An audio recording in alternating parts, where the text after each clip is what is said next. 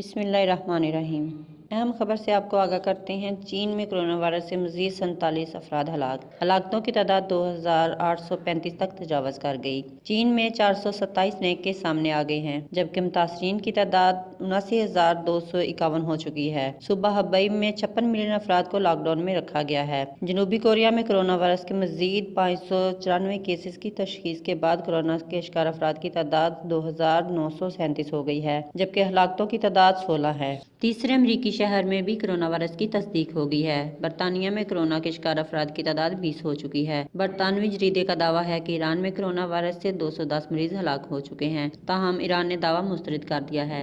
عالمی ادارہ صحت نے کرونا وائرس کے پھیلاؤ کے خطرے کو بہت بلند قرار دے دیا ہے۔ یہ خطرے کی پیمائش کا سب سے اوپر کا درجہ ہے۔ اب تک 60 سے زائد ممالک میں کرونا وائرس رپورٹ کر چکا ہے۔ دنیا بھر میں کرونا وائرس کے شکار افراد کی تعداد 84,117 ہو گئی ہے۔